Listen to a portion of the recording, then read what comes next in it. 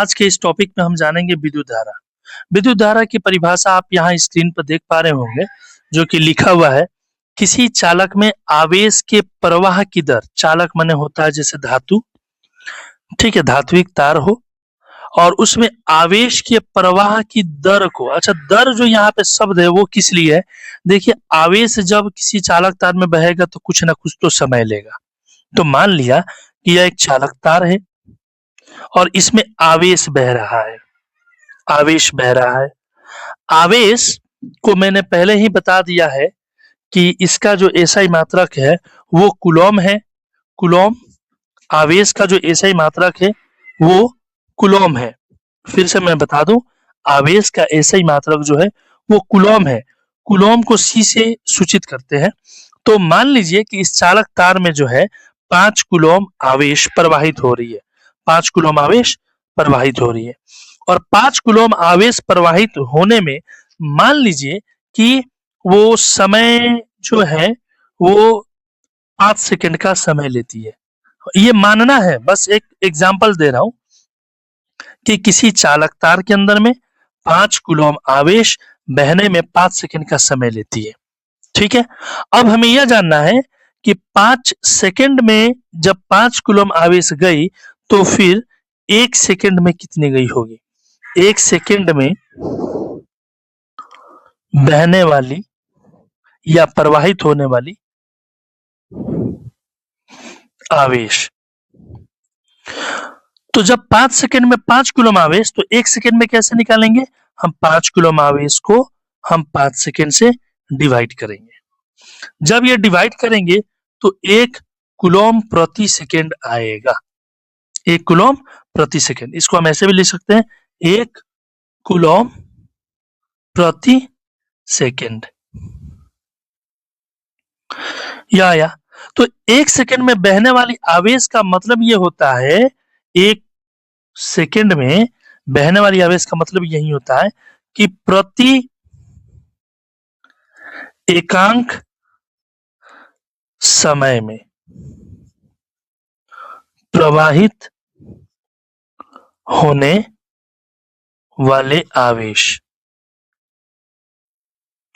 और इसी को दूसरे शब्दों में हम ये कह सकते हैं, आवेश, प्रवाहित होने वाले आवेश की दर, प्रवाहित, इसको हम ऐसे लिखते हैं, प्रवाहित होने वाले आवेश की दर, प्रवाहित होने वाले आवेश की दर। 3 रूप है, 1 सेकंड में आवेश, प्रति एकांक समय में बहने वाली आवेश और आवेश की दर। तीनों की तीनों यही चीजें। इसी को हम लोग क्या कहते हैं? विद्युत धारा। क्या कहते हैं? विद्युत धारा। अब मैं आपको समझा दूं कि यहां पर जो विद्युत धारा है 2 चीजों पर निर्भर करती है। देखिएगा, एक तो समय पर यानी कि T, और दूसरा आवेश पर यानी कि Q। आवेश को Q से रिप्रेजेंट करते हैं। हालांकि समय का जो एसआई मात्रक है वो आपको मालूम है कि सेकंड है, और आवेश का जो एसआई मात्रक है वो आपको मालूम है कूलॉम है, ठीक है। तो ये एसआई मात्रक मैंने नीचे लिखा, लेकिन उसका जो संकेत है आवेश और समय का वो ऊपर है। अब मैं बताता हूं कि मान लीजिए कि यह एक चालक तार है और इस चालक तार में मान लीजिए कि 5 सेकंड के अंदर में जो है 5 कूलॉम आवेश प्रवाहित होता है। बात ध्यान से समझिएगा। और एक और चालक तार है दूसरी ओर, इलेक्ट्रिसिटी की दूसरी सोर्स है ये, उसमें भी 5 सेकंड के अंदर में, ठीक है, कुल मिला के जो है 25 कूलॉम आवेश प्रवाहित होता है। बात एकदम गौर से समझिएगा। मैं अगर आपको बोलूं कि इसमें की जो विद्युत धारा है वो बताइए कि कितनी है। विद्युत धारा को आई से सूचित करते हैं, आई, और फिर ये स्थिति 1 मान सकते हैं हम लोग, स्थिति 1, ठीक है, यानी कि केस 1, और ये जो हम लोग मान रहे हैं ये केस हम 2 मान रहे हैं। केस 1 में जो विद्युत धारा होगा वो कितना होगा? तो हमने कहा कि आवेश ऊपर और समय नीचे होगा। आवेश ऊपर और समय नीचे होगा, यानी कि प्रवाह आवेश ऊपर, पहले भी हम बता चुके हैं, आवेश यहाँ पे होगा, और लगा कुल समय, वो बहने में कुल कितना समय लगा वो नीचे रहेगा। ठीक है, यानी कि हम ऐसा दे सकते हैं I is equal to q by t. ठीक है, मैं क्या समझाना चाह रहा हूँ आप समझिएगा। तो ये फॉर्मूला कैसे है, ये इस पे भी हम लोग डिस्कस करेंगे। ये फॉर्मूला कैसे है इस पे भी हम लोग डिस्कस करेंगे। तो ऊपर लिखेंगे हम 5 कूलम आवेश और नीचे 5 सेकेंड का समय लग गया। कटाने पर आया 1 कूलम प्रति सेकेंड। ठीक है, केस सेकेंड में हम जब निकालने जाएंगे विद्युत धारा Q बाई समय यानी Q बाई टी देकर, ऊपर है 25 कूलम और नीचे है 5 सेकेंड, कैंसिल करेंगे तो 5 कूलम प्रति सेकेंड आएगा। मैं आपसे अब सवाल कर रहा हूं कि स्थिति फर्स्ट को देखिए और स्थिति सेकेंड को देखिए। तो हमें केस 1 में क्या मिला और केस 2 में क्या मिला? केस 1 में मिला कि यहाँ पर जो है वो 5 कूलम आवेश बहा है और यहाँ पर जो है 25 कूलम आवेश बहा है। समय हालांकि दोनों में सेम है, समय में कोई अंतर नहीं, सिर्फ अंतर है आवेश के प्रवाह होने में। इस केस में, फर्स्ट वाले केस में बहुत ही कम आवेश प्रवाहित हुआ है और उतने ही समय में केस 2 में आवेश अधिक प्रवाहित हुआ है। तो जहां पर कम आवेश प्रवाहित हुआ है केस 1 में, वहां पे जो विद्युत धारा का मान है वो कम है, और केस 2 में जहां पर आवेश अधिक प्रवाहित हुआ है वहां पर क्या है जी? तो विद्युत धारा का मान ज्यादा है। यानी कि हम किस निष्कर्ष पर पहुंचे, वो निष्कर्ष हम बताते हैं यहाँ पे। कंक्लूजन, कंक्लूजन मतलब होता है निष्कर्ष।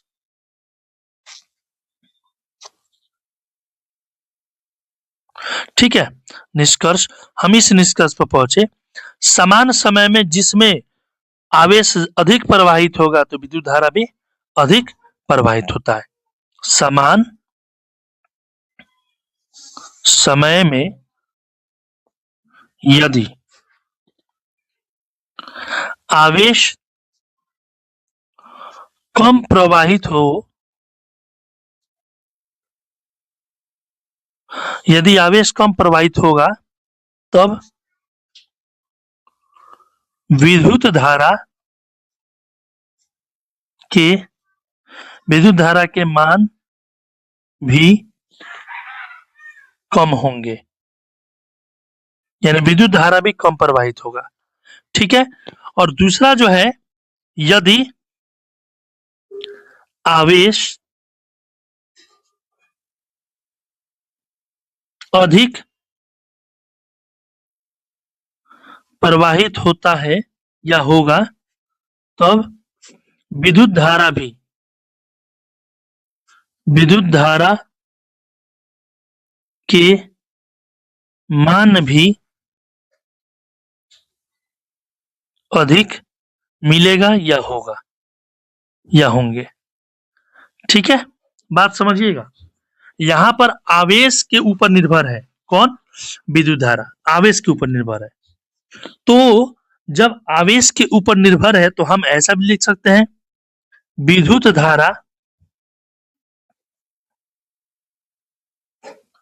किसके समानुपाती है? आवेश के। इसका मतलब है, सीधा समानुपाती का मतलब यह होता है कि यदि आवेश बढ़ेगा तो विद्युत धारा भी बढ़ेगा और आवेश कम बहेगा तो विद्युत धारा भी कम बहेगा, यानी आवेश पर ये निर्भर है। पहली चीज, इसको हम सांकेतिक रूप में लिखना चाहे तो I समानुपाती Q लिख सकते हैं। ये इक्वेशन फर्स्ट मानिए, आगे जरूरत पड़ेगा।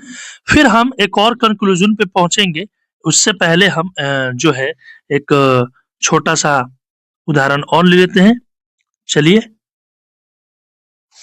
छोटा सा उदाहरण ले लेते हैं हम। देखिए उदाहरण, मान लीजिए कि चालक तार, जैसे कि पहले हमने चालक तार लिया था वैसे ही फिर एक हम चालक तार ले लेंगे। ठीक है, अब इस चालक तार में विद्युत धारा प्रवाहित हो रही है। अब की बार आवेश सेम हम रखेंगे, इसमें भी लिख देते हैं केस 1 आवेश। मानता हूं कि 25 कूलॉम ले लिया, ये इसमें प्रवाहित होगी एक सिरे से दूसरे सिरे तक, ये प्रवाहित होती है। फिर इसी तरीके से हम जो है एक और जो है केस ले लेते हैं, एक और केस ले लेते हैं, ठीक है। इसी तरीके से हम एक और केस ले लेते हैं यहाँ पर, लेकिन इसमें एक छोटा सा, अच्छा ये दूसरा केस है तो हम लिखेंगे यहाँ पे केस सेकेंड, ये दूसरा स्थिति है। लेकिन इसमें एक छोटा सा चेंजिंग करेंगे, वो क्या है कि 25 कूलॉम की जगह हम अब की बार 15 कूलॉम रख लेते हैं। 15 कूलॉम आवेश प्रवाहित हो रहा है, ठीक है। या फिर से इसमें हम 25 कूलॉम ही रहने देते हैं, 25 कूलॉम, समय अलग अलग कर लेते हैं, ठीक है। 25 कूलॉम आवेश इसमें भी बह रहा है, 25 कूलॉम आवेश इसमें भी बह रहा है। अब की बार यहाँ पर समान आवेश प्रवाहित हो रही है, ठीक है। समय में तब्दीली करेंगे आप। मान लीजिए कि यह मात्र 10 सेकंड में प्रवाहित हो गई और इसे बहने के लिए कुल मिला के जो है हमें 20 सेकंड का टाइम लग गया, या 25 सेकंड भी मान सकता, अपनी मर्जी की बात है, मान रहा हूं केवल मैं। यहाँ पर जो आवेश है स्थिति 1 में, वो की क्या है आवेश, 25 कूलॉम आवेश मात्र 10 सेकंड में प्रवाहित हो रही है, और केस सेकंड में आवेश 25 कूलॉम ही है, लेकिन समय 20 सेकंड का लग रहा है। तो मैं यहाँ पर प्रति एकांक समय में, प्रति एकांक समय में प्रवाह होने वाली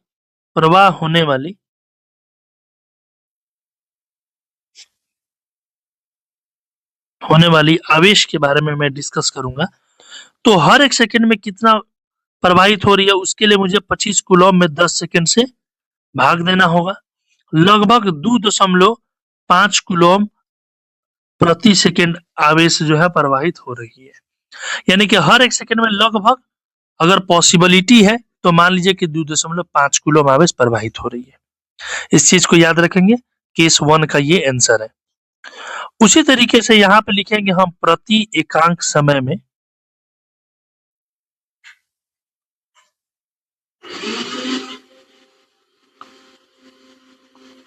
होने वाली, प्रति एकांक समय में प्रवाह होने वाली आवेश। अगर यहाँ पे हम डिस्कस करेंगे प्रति एकांक समय में प्रवाह होने वाली आवेश, तो यहाँ पे क्या आएगा, तो ऊपर आवेश वही 25 कूलॉम आवेश, और नीचे जो है 20 सेकंड का समय। जब मैं इससे डिवाइड करूंगा तो मालूम है आपको क्या आएगा, ये आएगा 20 एकम 20, फिर पॉइंट आएगा 20 दूनी 40, फिर 20 बचे 100 कूलॉम प्रति सेकंड का समय। प्रति सेकंड में यानी कि हर एक सेकंड में जो होगा वो क्या आएगा, यहाँ पर 1.25 कूलॉम। अब आप देखिए आवेश दोनों में ही समान है, आवेश दोनों में ही समान है, लेकिन स्थिति 1 में यानी कि 1 में समय कम है और स्थिति 2 में समय ज्यादा लगा है। तो स्थिति 1 में कम समय लगा है, तो यहाँ पर जो विद्युत धारा मिला है मुझे, उसमें उस पर डिस्कस कीजिए। और स्थिति 2 में जो मुझे विद्युत धारा मिला है उस पर आप ध्यान दीजिए, दोनों पे ध्यान देने की आवश्यकता है। अब आप देख कर बताइए, मेरे पास 2 आंसर है, केस फर्स्ट और केस सेकेंड। केस फर्स्ट में जो आई का मान है वो क्या है, 2.5 कूलॉम प्रति सेकेंड, ठीक है। और केस सेकेंड में जो आई का मान है, आई माने विद्युत धारा, इसको विद्युत धारा कहते हैं, विद्युत धारा कहते हैं। और केस सेकेंड में जो है 1.25 कूलॉम प्रति सेकेंड है। आप देख कर बताएं कि कौन बड़ा है। तो आप कहेंगे सर स्थिति 1 का जो मान है वो बड़ा है, यानी कि स्थिति 1 में जो विद्युत धारा का मान है वो अधिक है स्थिति 2 से, ठीक है। और मैं आगे की बात करता हूं, हालांकि आवेश तो दोनों में समान है, तो आवेश को यहाँ पे मैं मेंशन नहीं करूंगा, मैं समय को मेंशन कर रहा हूं। समय का संकेत टी है, मैं टी से सूचित कर दिया। अब मैं आपसे पूछ रहा हूं कि बताइए, इसमें स्थिति 1 में जो है 10 सेकंड का समय लिया गया है, और स्थिति 2 में जो है उसमें 20 सेकंड का समय लिया गया है। तो सेकंड का जो है 10 सेकंड है इसमें स्थिति 1 में, और स्थिति 2 में 20 सेकंड है, तो ज्यादा किस में है, तो समय जो ज्यादा लगा है वो केस 2 में यानी कि स्थिति 2 में लगा है। अब मैं आपसे पूछ रहा हूं कि जब समय ज्यादा लगा तो विद्युत धारा कैसा प्राप्त हुआ? कम। और समय जब कम लगा तो विद्युत धारा कैसा प्रवाह हुआ? ज्यादा। अब इससे हम ये कह सकते हैं कि नहीं, हम इस निष्कर्ष पे पहुंचते हैं, कंक्लूजन पे,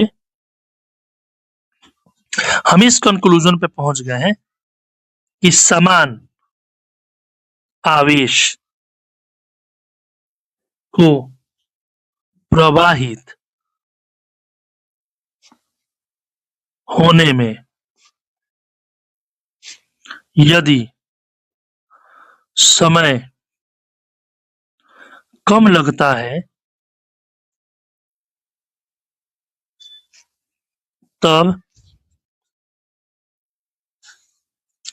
विद्युत धारा का मान अधिक हो जाता है। आप देख सकते हो ऊपर अधिक हो जाता है, ठीक है। कम समय में विद्युत धारा का मान अधिक हुआ तथा उतना ही आवेश समान हो या समान आवेश, या फिर से लिखता ही नहीं हूं, आप समझ लीजिए कि उतना ही आवेश उतनी ही आवेश को प्रवाहित होने में अधिक समय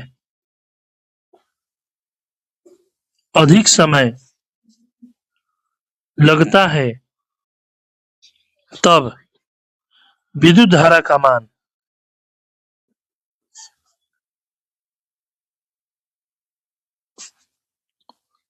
कम होता है। तो यहां पर हमने यह निष्कर्ष प्राप्त किया कि I और T में क्या संबंध है।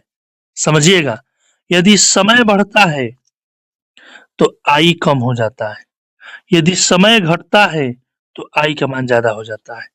तो एक पक्ष कम हो रहा है, दूसरा पक्ष ज्यादा, और एक पक्ष ज्यादा तो दूसरा पक्ष कम, तो इसको कहते हैं व्युत्क्रमानुपाती। तो इसको हम ऐसे लिखते हैं, I व्युत्क्रमानुपाती है समय के, यानी कि समय का व्युत्क्रमानुपाती है I। तो ये हो गया समीकरण दूसरा।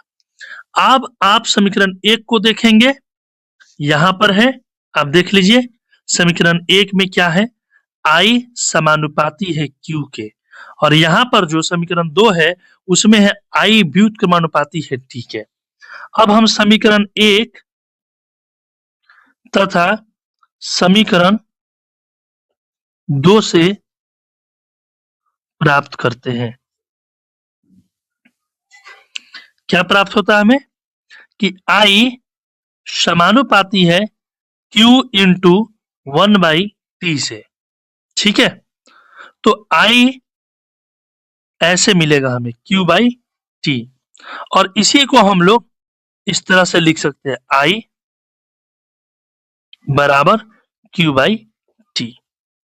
अब बराबर क्यों हुआ, इसके बीच में कुछ होगा भी क्या, हम बाद में डिटेल में जानेंगे। तो ये जो डेफिनेशन हमको मिला है शुरू में कि किसी चालक में आवेश के प्रवाह की दर को ही विद्युत धारा कहते हैं, तो इसी परिभाषा से हमें ये कंक्लूजन पे पहुंचे हैं, और हमें ये एक फॉर्मूला मिला है I बराबर Q/T। यानी कि हम इसको अगर शब्दों में लिखना चाहें तो यह होगा विद्युत धारा बराबर होता है आवेश बट्टे समय के। अब इसी से हम और भी फॉर्मूले निकाल सकते हैं, ठीक है। जैसे I into t is equal to q, एक ये हमारा फॉर्मूला हो गया, ठीक है। उसके अलावा अगर हम टी रहने दें इधर तो Q/I बन सकता है, I चला जाएगा नीचे, ठीक है जी। इस तरीके से भी हो गया, बताया समझ में, ये भी हमारा फॉर्मूला हो गया। तो ये सारे के सारे फॉर्मूले याद रखने की आवश्यकता नहीं है, बस ये जो एक पहले फॉर्मूला है, ये वाला जो फॉर्मूला, इसे बस आप याद रखेंगे तो फिर कोई मुश्किल नहीं। अगर ये याद रहा तो फिर उसी से ये भी निकलता है, उसी से ये भी निकलता है। ठीक है। अब इस फॉर्मूले को जब हमने जाना तो कुछ क्वेश्चन भी आते हैं, उस क्वेश्चन को भी हम सॉल्व करने का प्रयास करेंगे। वो मैं क्वेश्चन यहाँ पे लिख देता हूँ, ठीक है।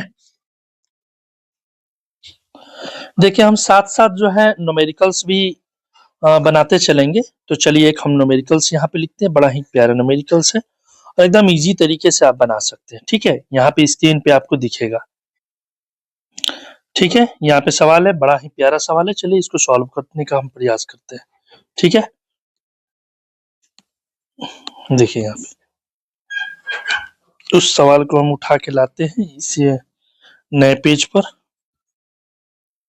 चलिए इसको हमने कट किया, यहाँ नए पेज पर हम लाने की कोशिश करेंगे, ठीक है। पेस्ट हमने किया, यहाँ पे हमने ला दिया, ये हमारे पास सवाल आ गया, ठीक है। सवाल को हम सॉल्व करेंगे। देखिए इसमें कुछ चीजें पहचानना है, जैसे कि यहाँ पे निकालने को क्या बोल रहा है, पढ़ें आप। यदि किसी चालक तार में 100 सेकंड में 1500 कूलम आवेश प्रवाहित होता है, यहाँ पे दिया है 100 सेकंड। सेकंड से क्या मालूम चल रहा है, यह एक समय दिया हुआ है, क्योंकि सेकंड किसका ऐसे मात्रक होता है जी, समय का। यहाँ कूलम दिया है, इससे पता चल रहा है कि यह आवेश है, क्योंकि आवेश का जो एसआई मात्रक होता है वो कूलम ही है, ठीक है। तो हमारे पास दो चीजें मौजूद है, लिखेंगे दिया है समय। अच्छा हम सांकेतिक रूप में भी लिख सकते हैं, यानी कि t is equal to 100 second, ठीक है, यानी कि 100 सेकेंड। तथा एक और चीज दिया हुआ है, वो क्या दिया हुआ है, वो दिया आवेश, और आवेश का संकेत है q, यानी q इज इक्वल टू 1500 यानी कि 1500 कूलम, जिसे कूलम को हम लोग c से रिप्रेजेंट करते हैं, ठीक है। आवेश का जो एसआई मात्रक है वो कूलम है, और कूलम को c से सूचित करते हैं। हमारे पास हो गया। और सवाल का कहना है विद्युत धारा का मान बताइए। विद्युत धारा का जो संकेत होता है I होता है, यानी कि हमें I निकालना है। और अभी हमने जाना है थोड़ी देर पहले कि I का जो सूत्र है वो है Q बाई T। तो चलिए इसी का हम लोग प्रयोग करेंगे, I is equal to Q by T। Q है 1500 कूलम और समय है 100 सेकेंड। तो जब यह हम कैंसिल करेंगे, 00 से 00 कैंसिल, तो आता है मात्र 15 कूलम प्रति सेकेंड आता है, ठीक है। तो ये हमारा उत्तर हो जाता है, यानी कि आंसर हो जाता है। अब थोड़ा सा एक और जानकारी मैं आपको देते चलूं कि हमने बताया कि जो समय है, समय, इसमें उपयोग किए जाने वाले जो फिजिकल क्वांटिटी है, भौतिक राशियां, उसके बारे में मैं बता रहा हूँ। ये सब भौतिक राशियां हैं, भौतिक राशियां, यानी कि फिजिकल क्वांटिटी, फिजिकल क्वांटिटीज, ठीक है। अब इन फिजिकल क्वांटिटीज में हमने अभी तक क्या क्या पढ़ा, वो समय, तो समय को टी से सूचित करते हैं, और इसका जो एसआई मात्रक होता है हम ऐसे लिखते हैं अच्छे से सजा के, यहाँ पे लिखते हैं भौतिक राशियां, यहाँ पे लिखते हैं हम इनका संकेत, फिर हम इसको इसका जो है हम लोग एसआई मात्रक लिखने वाले हैं, और एसआई मात्रक के बाद फिर उसका संकेत हम लोग लिखने वाले हैं, यानी कि एसआई मात्रक को किस चीज से सूचित करते हैं। तो फिजिकल क्वांटिटी में हमने अभी तक पढ़ा, इसमें समय, समय का संकेत जो है वो टी है। अब हम समय लिखें या टी लिखें एक ही चीज है, ठीक है, याद रखना है आपको। उसके बाद इसका ऐसे मात्रक होता है सेकंड, और सेकंड को हम एस से सूचित करते हैं। दूसरा हमने पढ़ा इसमें जो है आवेश, आवेश भी एक भौतिक राशि है जिसके पास दिशा नहीं होती है, इसलिए इसे मानिए यह एक अदिश राशि है, अदिश राशि।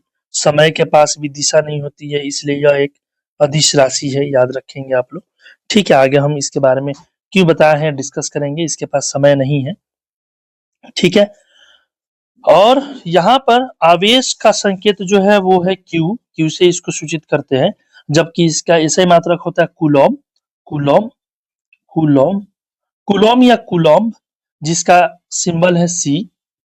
तीसरी जो हमने इसमें चीज जाना हुआ है वो है हमारा विद्युत धारा, विद्युत धारा, विद्युत धारा को हम आई से सूचित करते हैं, जबकि इसका एसआई मात्रक हम ऊपर देख रहे हैं, यहाँ पे कटाने के बाद कूलम प्रति सेकंड आया है, लेकिन इस कूलम प्रति सेकंड को एसआई मात्रक नहीं कहते, इसे हम एम्पियर कहते हैं। क्या कहते हैं हम लोग, एम्पियर कहते हैं, एम्पियर। ठीक है, एम्पियर कहते हैं, और उसे हम लोग ए से सूचित करते हैं, ए से सूचित करते हैं एम्पियर को। यानी विद्युत धारा को लिखना हो तो हम एम्पियर लिखेंगे। यानी कि यहाँ पे जो आप देख पा रहे हैं कि 15 कूलम प्रति सेकंड आया है, तो हम लोग यहाँ पे लिखेंगे कि उस चालक तार में, उस चालक तार में 15 एम्पियर एम्पियर की विद्युत धारा प्रवाहित हो रही है, ये चीज लिखेंगे। ठीक है, यानी कि आपको मालूम चल गया कि विद्युत धारा का जो एसआई मात्रक है वो क्या है, एम्पियर है, एम्पियर, याद रखना है, एम्पियर। ठीक है, आगे हम डिस्कस करेंगे एक नए मुद्दे पे। उससे पहले छोटी छोटी जानकारियों को भी हम जानेंगे, जैसे कि विद्युत धारा एक अदिश राशि है, याद रखेंगे, विद्युत धारा एक अदिश राशि है, ये हम जानेंगे, क्योंकि यह जो है इसमें दिशा नहीं होता है। ठीक है, और समय और आवेश से विद्युत धारा प्राप्त हुआ है, तो हम लोग कहेंगे कि जब समय और आवेश में दिशा नहीं है तो इसमें भी दिशा नहीं होगा। यानी कि जब समय और आवेश अदिश राशि है तो विद्युत धारा भी एक अदिश राशि होगी। पहला तो ये हम जानेंगे। दूसरी चीज हम ये जानेंगे कि जो विद्युत धारा है उसका जो एसआई मात्रक एम्पियर है, जिसका संकेत ए है, तो असल में विद्युत धारा के मात्रक का जो नाम है ना एम्पियर, वो असल में एक प्रसिद्ध फ्रांसीसी वैज्ञानिक है जिनका नाम है आंद्रे मेरी एम्पियर। मैं लिख रहा हूं यहाँ पे, आंद्रे मैरी एम्पियर, एम्पियर। ठीक है, Andre Marie ampere, Andre Marie ampere. ठीक है, इनका डेट ऑफ बर्थ और डेट ऑफ डेथ दोनों लिख देते हैं। 1775 में जन्म है, 1836 में। ये थोड़ा डिफरेंट हो सकता है, लेकिन इनका नाम एकदम क्लियर है, आंद्रे मेरी एम्पियर। ठीक है, इन्हीं के सम्मान में, इन्हीं के नाम पे रखा गया है। ठीक है, आंद्रे मेरी एम्पियर क्या है, एक प्रसिद्ध फ्रांसीसी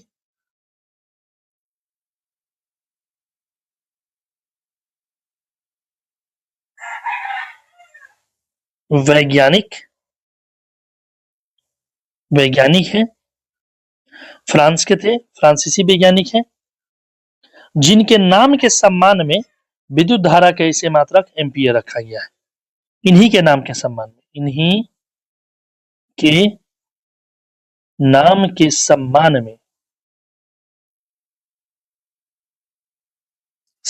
में विद्युत धारा का एसआई मात्रक एम्पियर रखा गया है। जैसे जूल ऊर्जा के लिए रखा गया, जैसे बल का एसआई मात्रक न्यूटन के लिए रखा गया, इसी तरीके से ये भी है। ठीक है, और आगे अब जो नई बात हमने कहा था वो हम जानेंगे कि कई दफा आपके 10th क्लास में एक वीवीआई क्वेश्चन पूछा जाता है, 1 एम्पियर को परिभाषित करें। तो हम इतना सारा चीज जान चुके हैं, अब जैसे कि हम क्वेश्चन को सॉल्व किए हैं, बस ऐसे ही वो करेंगे और बहुत ही इजी तरीका से हम लोग 1 एम्पियर को परिभाषित कर पाएंगे। ठीक है, यहाँ पे हमने लिख लिया 1 एम्पियर को परिभाषित करना है, तो चलिए इस पर डिस्कस करते हैं।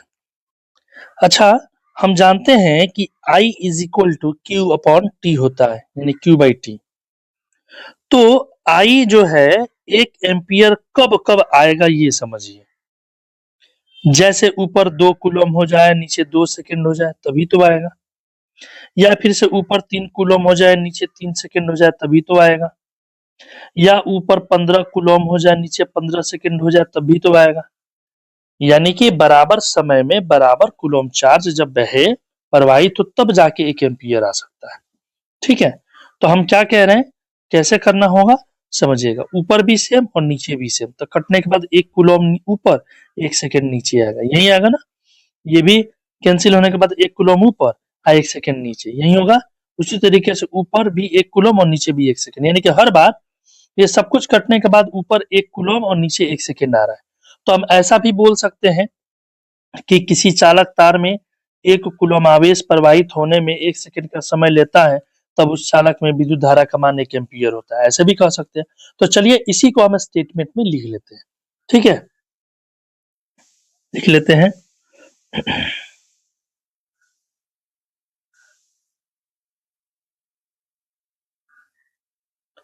जब किसी चालक तार यानी कि जिसमें विद्युत धारा बहती है, चालक तार से 1 सेकंड में, जैसा कि ऊपर मैंने समझाया, यहाँ पर 1 सेकंड में 1 कूलम आवेश, कूलम्ब कहेंगे या कूलॉम कहेंगे, कूलम आवेश, जैसा कि मैंने ऊपर कहा कि 1 कूलम आवेश प्रवाहित होता है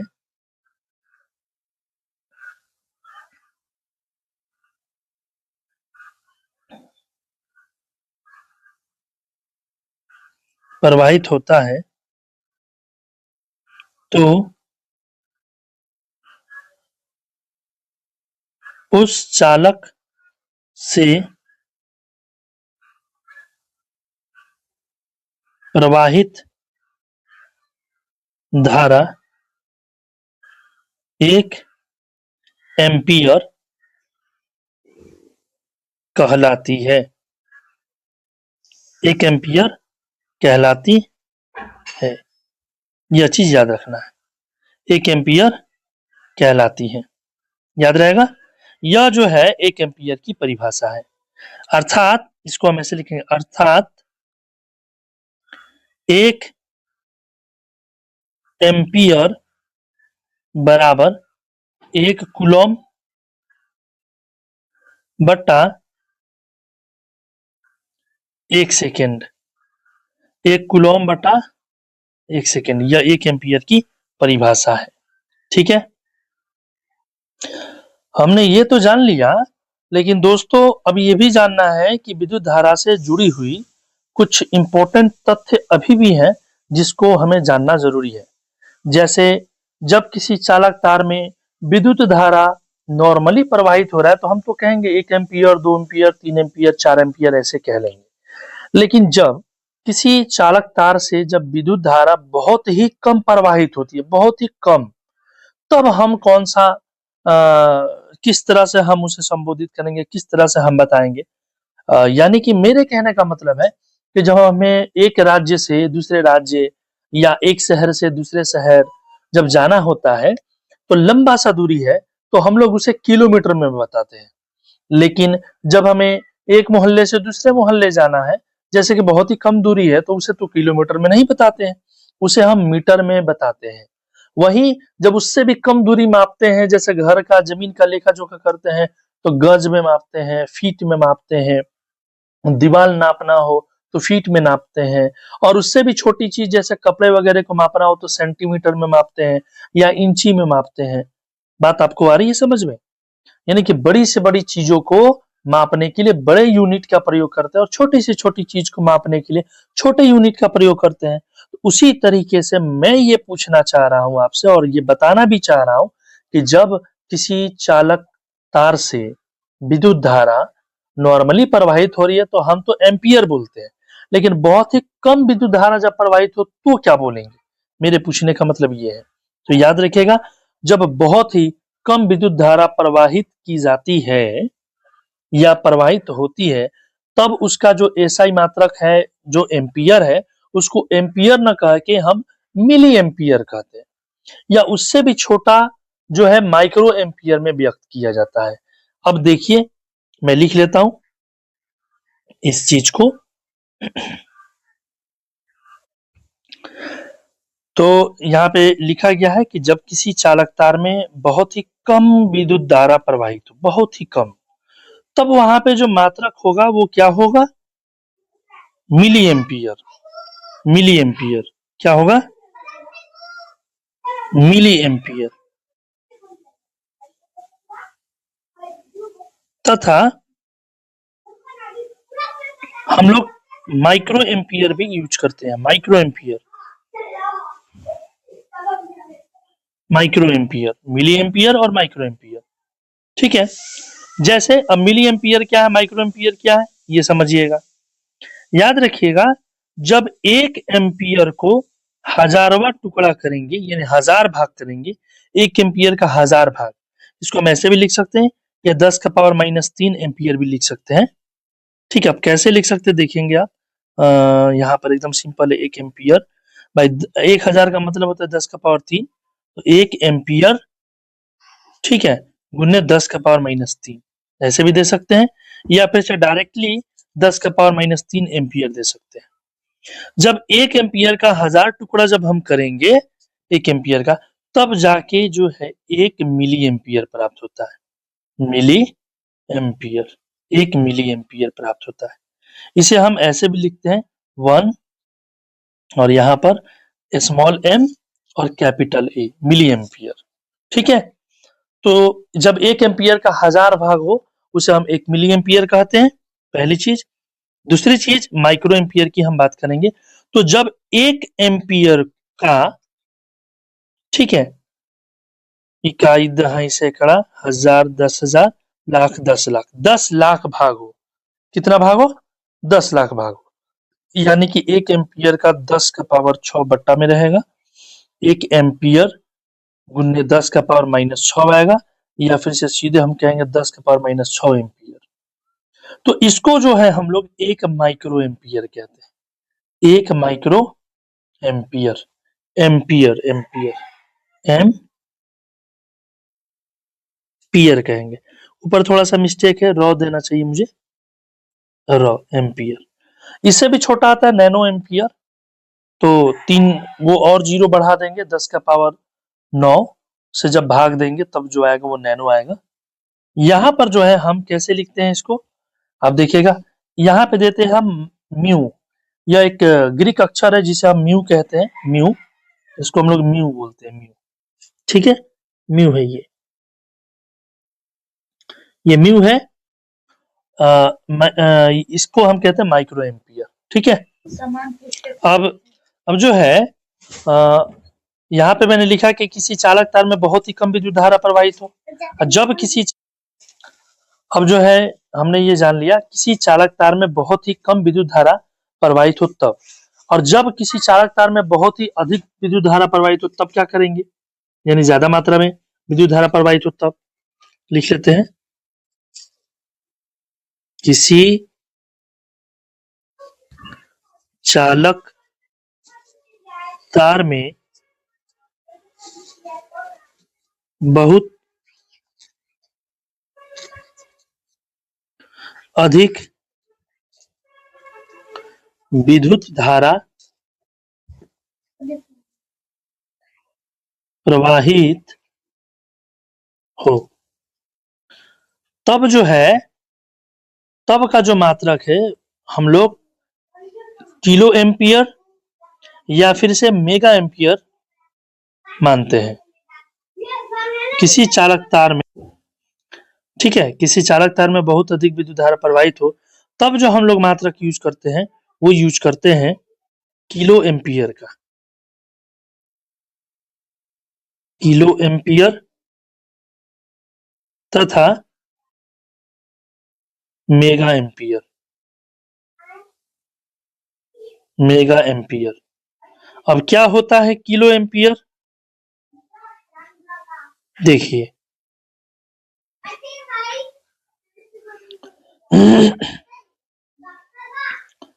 क्या होता है किलो एम्पियर, 1 एम्पियर का, 1 एम्पियर का 1000 गुना ज्यादा, यानी कि 1000 एम्पियर, ये कितना के बराबर हो गया जी, 1000 एम्पियर, 1000 एम्पियर। इसी को हम लोग कहते हैं 1 किलो एम्पियर। इसी को हम कहते हैं 1 किलो एम्पियर। और इसको हम शॉर्ट फॉर्म में कैसे लिखते हैं? 1 किलो के लिए हम बड़ा के दे देते हैं और एम्पियर के लिए बड़ा सा ए दे देते हैं। ये हो गया हमारा 1 किलो एम्पियर। इसे हम ऐसे भी लिख सकते हैं 1 किलो एम्पियर के बराबर 10 का पावर 3 एम्पियर होता है, याद रखने के लिए। ठीक है। दूसरा जो है वो है मेगा एम्पियर, यानी कि जब 1 एम्पियर का 10 लाख गुना ज्यादा मान है, 10 लाख, इसका मतलब सीधे हो जाएगा 10 लाख एम्पियर। तो इसको हम लोग 1 मेगा एम्पियर कहते हैं। 1 मेगा एम्पियर यानी कि 1 एम ए, अर्थात 1 मेगा एम्पियर बराबर 10 का पावर 6 एम्पियर होता है। 1 मेगा एम्पियर बराबर 10 का पावर 6 मेगा एम्पियर होता है। तो ऊपर भी हमने कहा था यहाँ पर, जैसे हम यहाँ पे कह सकते हैं कि 1 मिली एम्पियर बराबर 10 का पावर -3 एम्पियर होता है। ये याद रखना है। ठीक है, यह याद रखना है। और यहाँ पर 1 माइक्रो एम्पियर बराबर 10 का पावर -6 एम्पियर होता है। यह यहाँ पे याद रखना है। यहाँ पे अगर कम विद्युत धारा प्रवाहित होती हो तो ये मात्रा का यूज करते हैं, और यदि ज्यादा विद्युत धारा प्रवाहित होती हो तो ये मात्रा का यूज करते हैं। ये स्क्रीन पे जो आप चित्र देख रहे हैं, इसको कहते हैं हम एमीटर। क्या कहते हैं? एमीटर। एमीटर, हिंदी में भी हम लोग एमीटर ही कहते हैं। एमीटर एक ऐसा मशीन है या एक ऐसा इंस्ट्रूमेंट है, एक ऐसा यंत्र है जो विद्युत धारा को मापता है। विद्युत धारा को मापता है। तो विद्युत धारा को मापने वाला यंत्र अगर पूछा जाए, मापने वाला यंत्र, तो आप कहेंगे एमीटर। एमीटर से हम लोग विद्युत धारा मापते हैं।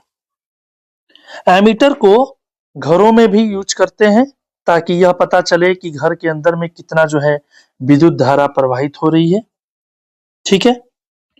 तो अब ये बारी आती है कि एमीटर को जो है हम किस तरह से जोड़ते हैं। घर के अंदर में जो वायरिंग होती है, तो वायरिंग में तो 2 तार है ना, एक गर्म तार, एक नरम तार, ऐसे ठंडा तार। ठीक है। तो जब वायरिंग में इसको जोड़ा जाता है, तो जब भी वायरिंग होती है तो 2 तरीकों से होती है। एक होती है समांतर और एक होता है सीरीज, यानी कि श्रेणी क्रम में।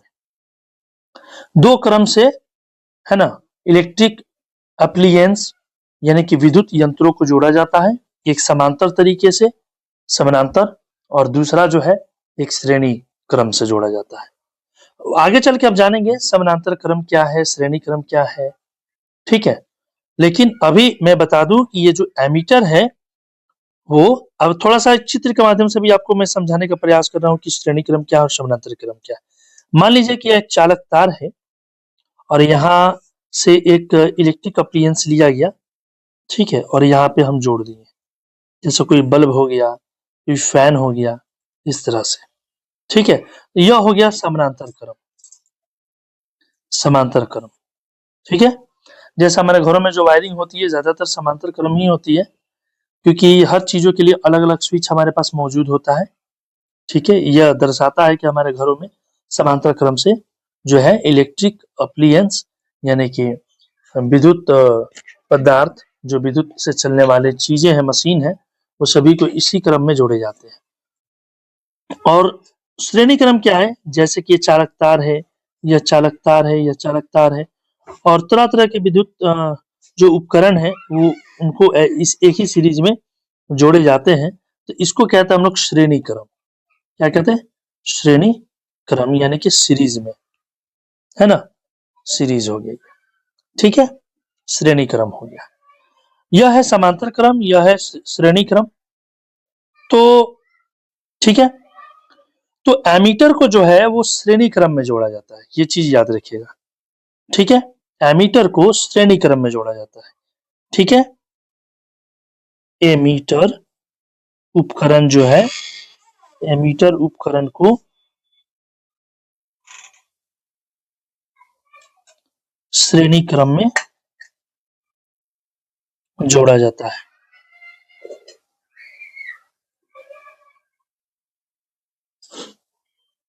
जोड़ा जाता है। दूसरी चीज मैं आपको बता दूं, समांतर क्रम में जो प्रतिरोध है वो बहुत ही कम होता है और श्रेणी क्रम में प्रतिरोध बहुत ही अधिक होता है। ये मैं लिख देता हूँ यहाँ पे, प्रतिरोध जो है, रेजिस्टेंस, प्रतिरोध, रुकावट, आगे हम पढ़ेंगे इसको, इसमें अधिक होता है। ऊपर की ओर तीर मैंने दिया, यह बता रहा है कि अधिक हो रहा है। और वहीं समानांतर क्रम में जब प्रतिरोध होता है वो बहुत ही कम होता है, ठीक है जी? ये याद रहेगा, ये याद रहेगा, ठीक है? तो इस हिसाब से जो कि मैंने अभी बताया, उस हिसाब से अगर ये जो एमीटर है, एमीटर, उसका प्रतिरोध तो अधिक होना चाहिए। लेकिन ये बात याद रखिए कि मीटर को हम लोग श्रेणी क्रम में जोड़ते हैं तो इसका प्रतिरोध अधिक होना चाहिए, लेकिन ऐसा नहीं है। एमीटर को श्रेणी क्रम में जोड़ने के बावजूद भी प्रतिरोध नहीं डालता है। क्या मैंने कहा कि एमीटर को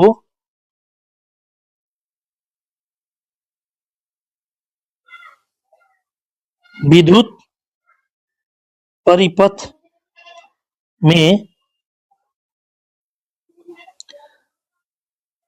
श्रेणी क्रम में संयोजित यानी जोड़ने के बाद भी विद्युत परिपथ में यह प्रतिरोध प्रतिरोध नहीं डालता है, प्रतिरोध नहीं डालता है, ठीक है? इसीलिए इसे आदर्श आमीटर का प्रतिरोध, है ना? एमीटर का को विद्युत परिपथ में श्रेणी क्रम में संयोजित करने के बाद, संयोजित करने के बाद भी यह प्रतिरोध नहीं डालता। और याद रखिएगा, एक आदर्श एमीटर का प्रतिरोध शून्य ही होना चाहिए, याद रखिएगा। आदर्श आदर्श यानी कि एक अच्छे एमीटर थोड़ा भी प्रतिरोध नहीं डालता है। आदर्श एमीटर का प्रतिरोध शून्य होना चाहिए, शून्य होना चाहिए, तभी उसको आदर्श एमीटर हम लोग मानेंगे, ठीक है? याद रहेगा मैंने यहाँ पे क्या कहा, विद्युत धारा को मापने वाले यंत्र को हम लोग एमीटर कहते हैं। एमीटर प्रतिरोध बहुत कम डालता है, हालांकि वो श्रेणी क्रम में जुड़ा हुआ रहता है। फिर भी मैं बताते चलूं आपको कि श्रेणी क्रम और समांतर क्रम क्या है, आपको ये क्लियरली समझ में आएगा। मान लीजिए कि यह एक तार है, ठीक है? अगर इसी के बीच-बीच में, अगर इसी के बीच-बीच में कोई हम इलेक्ट्रिक अप्लायंस यानी कि विद्युत उपकरण हम डाल रहे हैं, जैसे मिसाल के तौर पर मान लीजिए कि यहाँ पर हमने जो है, यहाँ पे हमने विद्युत बल्ब डाल दिया, यहाँ पे हमने आगे चल के यहीं पर हमने फैन डाल दिया, यहाँ आगे चल के हम कोई मशीन डाल दिए इसी एक ही लाइन में, ठीक है? और उसका स्विच यहाँ पे एक ही रहेगा। अगर इसको हम ऑन करेंगे तो सभी ऑन हो जाएंगे, सभी ये घूमने लगेंगे, ये अपना काम करने लगेगा। अगर हम इसको ऑफ कर लेते हैं तो ये पूरा ग्लो होना बंद हो जाएगा, यानी जलना बंद हो जाएगा, ये चलना बंद हो जाएगा, ये भी अपना काम करना बंद कर देगा। एक ही स्विच से सभी अप्लायंस एक सीध में है और सभी कंट्रोल हो रहे हैं एक ही स्विच से, तो इनको हम कहते हैं श्रेणी क्रम में ये जुड़े हुए हैं, श्रेणी क्रम में जुड़े हुए, श्रेणी क्रम में जुड़े हुए हैं। श्रेणी क्रम, ये सभी श्रेणी क्रम में जुड़े हुए हैं। अब मैं क्या कर रहा हूं, यहाँ पे आप देखेंगे फिर से मैं एक चालक तार ले रहा हूं, ठीक है, और चालक तार में मैं कुछ बल्ब को जोड़ता हूं, जो कि यहां से स्विच लेकर यहाँ पे मैंने बल्ब को जोड़ दिया।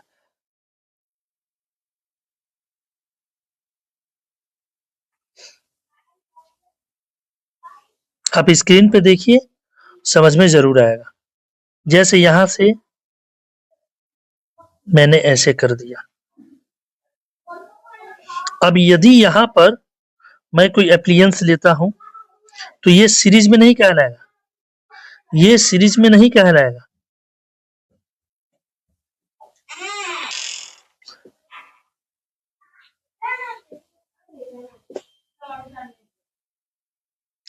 यह एक एप्लियंस है,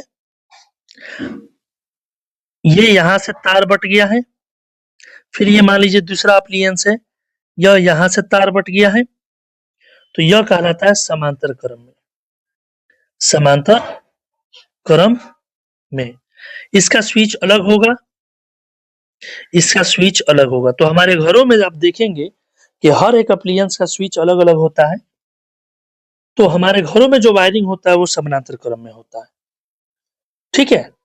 तो श्रेणी क्रम में जो भी जुड़ा हुआ है तो इसमें जो है प्रतिरोध अधिक होता है और इसमें जो होता है प्रतिरोध कम होता है। ये हम दूसरे वीडियो में भी डिस्कस किए हैं प्रतिरोध के बारे में, वहां पे आप जाके देख सकते हैं प्रतिरोध क्या है, कैसे काम करता है, उसका जो है मान निकाला भी गया है। उसमें समानांतर क्रम में मान निकाल के दिखाया गया है, श्रेणी क्रम में मान निकाल के दिखाया गया है, दोनों ही क्रम में मान का तुलना भी करके दिखाया गया है कि समान अप्रियंस जब समानांतर क्रम में लगाई जाती है तो प्रतिरोध और अधिक हो जाता है, और वही अप्लियंस, वही उपकरण जब समानांतर क्रम में लगाई जाती है तो प्रतिरोध बिल्कुल कम हो जाता है। तो मैंने ये इसलिए समझाया ताकि आप समझ सके कि जब भी कोई उपकरण श्रेणी क्रम में लगाया जाता है तो प्रतिरोध का मान बढ़ता है, लेकिन यहाँ पर एमीटर के साथ ऐसा नहीं है। एमीटर को जब श्रेणी क्रम में जोड़ा जाता है तब भी वह जो है उसका प्रतिरोध शून्य होता है। मैं आपको बता दूं कि एमीटर कैसे जुड़ता है यहाँ पे चित्र के माध्यम से। जैसे मान लीजिए यहाँ पर एक एमीटर है, ये मैंने दे दिया, ये एमीटर को दर्शा रहा है, इधर पॉजिटिव हो गया, इधर नेगेटिव हो गया, यह एमीटर है, ठीक है, एमीटर है। अब ये आगे जो है यहाँ पर चालक तार है, ये चालक तार है। अब यह जो चालक तार है उससे जो एमीटर है वो सीरीज से जुड़ा हुआ है, यानी कि श्रेणी क्रम में जुड़ा हुआ है, श्रेणी क्रम में जुड़ा हुआ है, श्रेणी क्रम में ऐसे जुड़ता है। ये पॉजिटिव है, ये नेगेटिव है। फिर यहाँ पर आगे की ओर इधर से इलेक्ट्रिसिटी आती है और इससे होते हुए आगे निकल जाती है, ठीक है। चलिए, इस वीडियो में हमने विद्युत धारा के बारे में जाना, विद्युत धारा के संकेत के बारे में जाना, यानी कि विद्युत धारा को हम कैसे सूचित करते हैं वो हमने जाना, विद्युत धारा के एसआई मात्रक को जाना, उसके अन्य मात्रकों को भी हमने जाना है इस वीडियो में, और उन मात्रकों को तुलना भी हमने करके दिखाया है। फिर हमने विद्युत धारा से संबंधित सूत्रों का भी अध्ययन किया है और उस सूत्र पर हम एक न्यूमेरिकल्स बना के भी दिखाए हैं, है ना। और विद्युत धारा को मापने वाले यंत्रों के बारे में भी हमने डिस्कस किया है और यंत्र कैसे हमारे विद्युत परिपथ में जुड़ते ये भी हमने बताया। उम्मीद है कि आपको ये वीडियो पसंद आया होगा। अगर पसंद आए तो वीडियो को लाइक कीजिएगा, चैनल को सब्सक्राइब कीजिए ताकि हम ऐसे ही और वीडियो आप तक लेके पहुंचे, और बेल आइकन को जरूर दबाइएगा ताकि जब भी हम नए वीडियो को अपने चैनल पर भेजें तो सबसे पहले उसका नोटिफिकेशन आप तक पहुंचे। और पढ़ने वाले दोस्तों के पास भी इस वीडियो को शेयर कीजिए। आप लोगों से हमें यही रिक्वेस्ट है कि आप शेयर कीजिए, इसके अलावा आपसे हमें कुछ नहीं चाहिए जी। वीडियो देखने के लिए बहुत बहुत धन्यवाद।